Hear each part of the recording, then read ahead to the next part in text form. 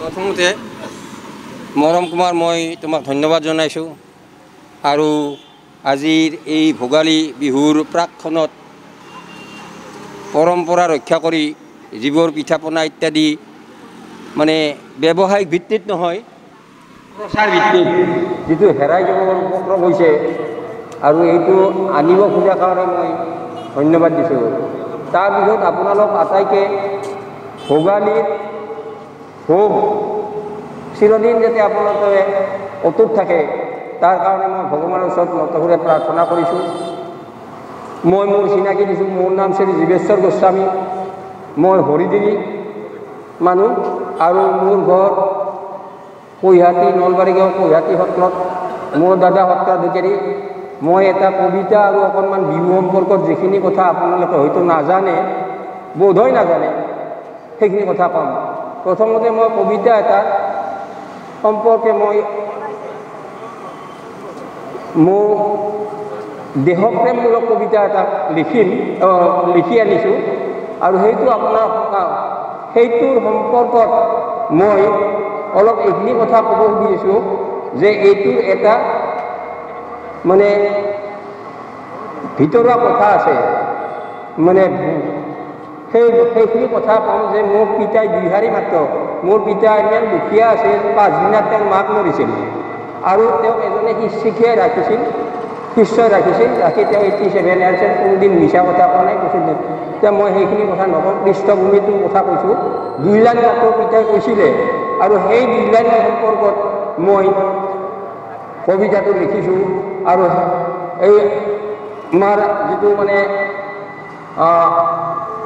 দেশপ্ৰেমমূলক কবিতাটো আপোনালোকক গাই শুনাইছোঁ। কবিতাটো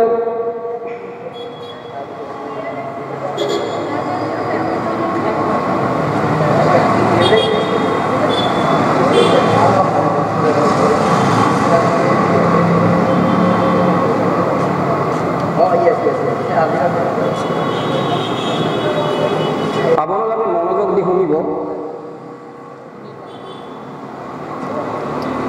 স্বাধীনতা দিৱস, ত্ৰিৰংগাৰ বিশ্লেষণ আৰু শ্বহীদ তৰ্পণ, 3টা একেলগে মই কৰিছোঁ। দুইফালে 2জন, মধ্যে বহে নাৰায়ণ। এইটো মই ত্ৰিৰংগাৰ কথা।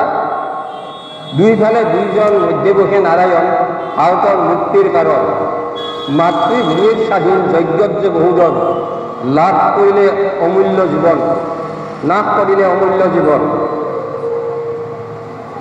মহাপুৰুষৰ আহ্বানত অহিংসা মহাযুদ্ধত কৌটিজন আহিছিল ওলাই, ইংৰাজৰ বিপৰীতে সত্যাগ্ৰহ কৰিছিলে, পোতাশালত লৈছিল আশ্ৰয়।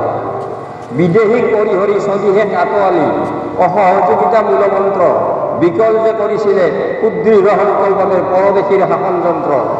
বিভিন্ন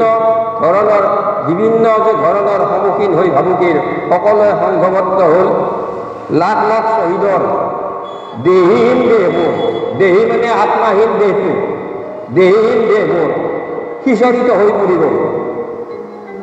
তেজৰ নদী বৈ যায় তথাপিও ভয় নাই, শত্ৰুৰ গুলীয়ে বুকুভেদ কৰে অক্লান্ত বীৰ বীৰংগনা। ইংৰাজৰ সেও নামনা, জীৱন যুদ্ধত কভু নাভাবৰে। চাৰিওফালে হাহাকাৰ আৰ্তনাদ কান্দোৰ, মৃত্যুই যে কিৰিলি পাৰে, তথাপিও দৃঢ়তাৰে মুক্তি সেনানী হবে মাতৃভূমিক মৃত্যুৰে আনে। মুক্তিযজ্ঞ ভাৰতৰ প্ৰাণাহুতি বহুতৰ, হৃদয়হীন সেই ইংৰাজসকল কিমানক ফাঁচি দিলে, শিৰুৰ সেন্দুৰ কাঢ়ি নিলে। ইংৰাজবোৰ জহলাদ হ'ল, মায়া মমতাহীন, সিহঁত যে হৃদয়হীন। পিশাচ নৰসংগমৰ দল, পিতৃহীন সন্তানৰ ৰণ উঠে আন্দোলন, মুক্তি সেনা তথাপি অটল। স্বাধীনতা দিৱস, ত্ৰিৰংগাৰ বিশ্লেষণ, শ্বহীদ তৰ্পণ।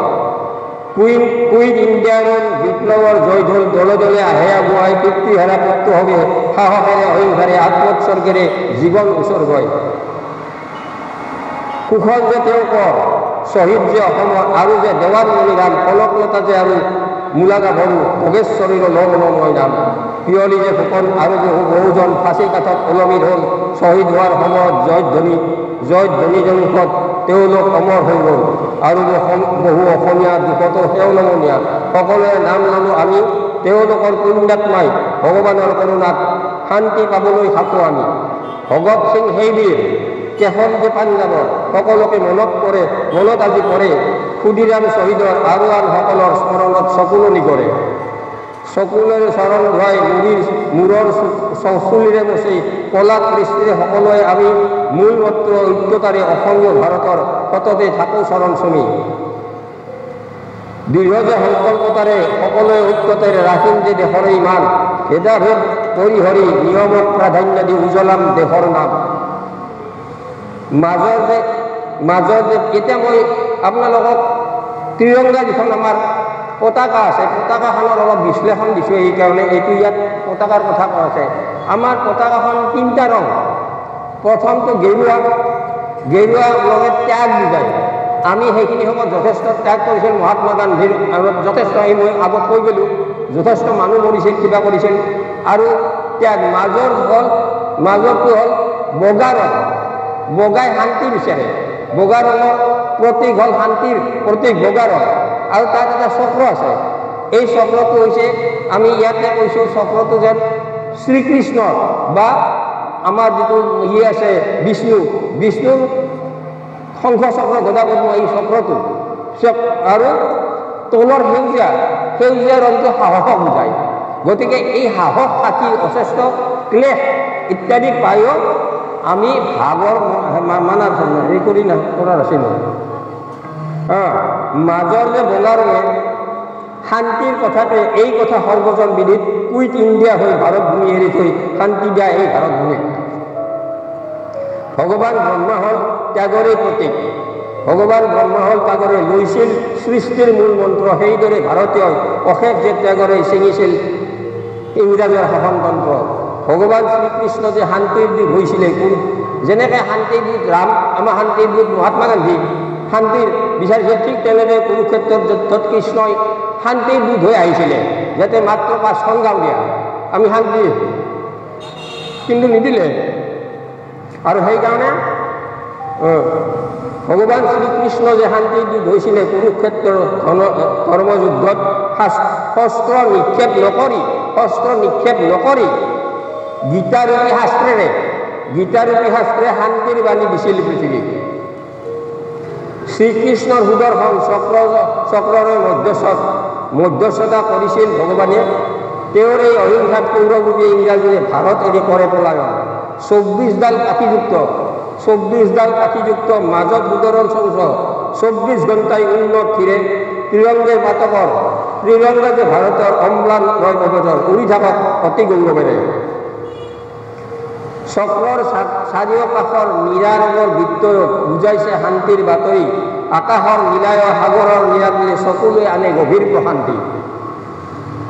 পৰম ব্ৰহ্ম নিৰাকাৰ কৰুণাময় দয়াবৰ, দূৰৰ পৰ্বতো নীলা দেখায়। চৰাচৰ সকলোৰে পৰম পিতা যে তেওঁ নকৰে তেওঁ আৰু অন্যায়। তলৰ সেউজীয়া ৰঙে সাহসক বুজাইছে সৰ্বশক্তিমান শিৱ ভগৱান ত্ৰিশূল হাতত লৈ অন্যায়ৰ বিৰুদ্ধে কৰি আছে সমক শাসন। দুষ্কৃতিকাৰীসকলৰ তাণ্ডৱ নৃত্যৰে তেওঁ কৰে যে দানৱ দলন। শান্তক দয়া আৰু কৰুণাৰে কৰি আছে সততে পালন। অলেখ যে শ্বহীদৰ আত্মোৎসৰ্গক ধৰি হে মোৰ সতীৰ্থসকল, অসমীয়াৰ সূৰ্যক নোযোৱা পাহৰি লাচিতে খেদিছিল মোগল।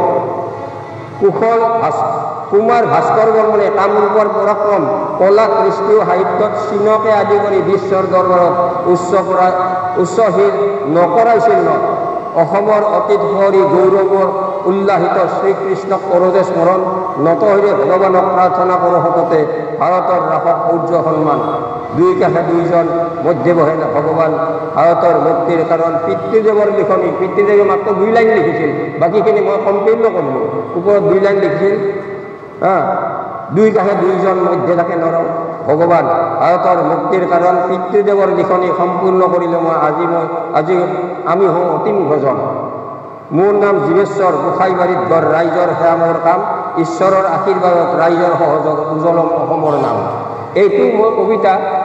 এতিয়া আপোনালোকক আৰু 1 মিনিট আমাৰ যে বিহু পালন কৰোঁ, যিটো কথা আপোনালোকে নাজানে আৰু বহুতে নাজানে, সেইটো কথা মই কৈছোঁ 1 মিনিট সময়। যে বিহু বহুতে কয়, আমি এটা কওঁ যে কাণখন চিলাই নীলা বুলি কৈয়ে কাণখন চিলাৰ দৌৰে যাব নাপায়। কাণখন চাব লাগে আছে নে নাই। নহ'লে বহুত বিপদ সেইকাৰণে বিহু বিহু আৰু বিহুৱান লগতে বাচাংচি জিমনানি আমি সংস্কৃতিৰ কোনোবাই এই বিহু শব্দটো আমি ভাবোঁ যে বিহুৰ পৰা আহিছে বহুতে কৈছে বিহুৰ লগত বিহুৰ কোনো সম্পৰ্ক নাই বিভিন্ন ধৰণৰ কিন্তু বিহু হ'ল মানে বিহু আমি আছোঁ উত্তৰ গোলাৰ্ধৰ নাতিশীতোষ্ণ মণ্ডলত আমাৰ লগত বিহুৰ সম্পৰ্ক নাই বিহু ভগৱান বিহুৰ লগত বিহু সেইকাৰণে বিহু মানে অত্যন্ত মানে মই কোনোবা পিছে পঞ্চবিয়াছৰ ওপৰত এই বাপতি হ'ল গৌৰৱময় আমাৰ বিহুতেই গোটেই বিশ্বৰ ভিতৰত শ্ৰেষ্ঠতম উৎসৱ কিন্তু ইয়াক বিশ্বৰ দৰবাৰত উপযুক্তভাৱে স্থাপন কৰা দূৰদৃষ্টি অভাৱ বৰঞ্চ ইয়াকে নকৰি বিবেকক প্ৰাধান্য যদি আমি হাতৰ কোঠাত ভৰিত মাৰিবলৈ ৰখা হ'ল বিহু শব্দৰ পৰা বিহু শব্দৰ উৎপত্তি হোৱা বুলি প্ৰচাৰ হ'ল আৰু তাকেই সকলোৱে সৰ্বান্তকৰে মানি লৈছোঁ এটা সৰু উদাহৰণ সংস্কৃত ভাষাত এটা উদাহৰণ আছে গৌ মানে বেদ আৰু গৌ মানে গৰু হয় এতিয়া গৰু শব্দবোৰ বেদৰ উৎপত্তি হোৱা বুলি কোৱাটো কোনোবাই আমৰিকাৰ পৰা আমেৰিকা হোৱা বুলি কথাটো কি বুলি ক'ব বিহুবোৰ লগত বিহুৰ কোনো সম্পৰ্ক নাই কোনোবাই আকৌ বড়োসকলৰ লিচু শব্দৰ পৰা বিহুৰ উৎপত্তি হোৱা বুলিও কৈ আছোঁ বিহুৰ উৎপত্তি কৈছে তাৰো কোনো উপযুক্ত প্ৰমাণ বা যুক্তি নাই বিহু পৃথিৱীৰ মধ্যেৰে গতিকে বিহুক দেখাৰ পৰা বিহুৰ উৎপত্তি হোৱা নাই বৰঞ্চ বিহুবোৰ মাজেৰে পৰে গৈছে আনহাতে বিহুক আমদানি কৰাটোৰ পৰা বিহুৰ যথেষ্ট অৱনতি হৈছে মোৰ স্বাভিমানযুক্ত প্ৰচণ্ড আঘাত লাগিল মই এই সম্পৰ্কে মোৰ গুৰুজনৰ সহায় আৱশ্যকতা অনুভৱ কৰি গুৰুৰ ওচৰত এপাক প্ৰশ্ন সমাধান বিচাৰি ৰাতি গভীৰ নিদ্ৰাত মোৰ গুৰুজনে মোক দেখা দিলে আমাৰ জীৱনৰ গুৰু কৃষ্ণ বজাই কিশোৰে বাঢ়ি দুচকুতে তেওঁক আমি সানি দিয়ে ৰাখিছোঁ হয় এই গুৰুৰ মূৰ্চনা সুঠাম তলত কোনে শুনিলে তেওঁ ভগৱান কৃষ্ণই সপোনত দেখা দি তেওঁ গীতাখন দেখাইছিল আৰু বিহু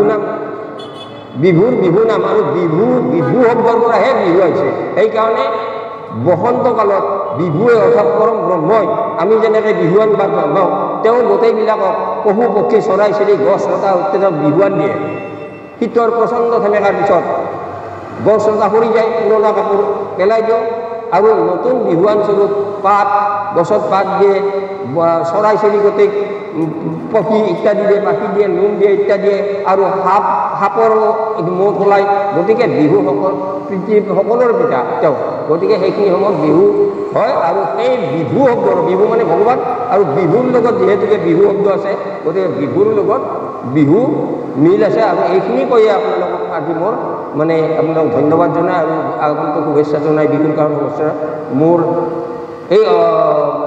এইখিনি কথাৰ মই সামৰণি মাৰিলোঁ ধন্যবাদ।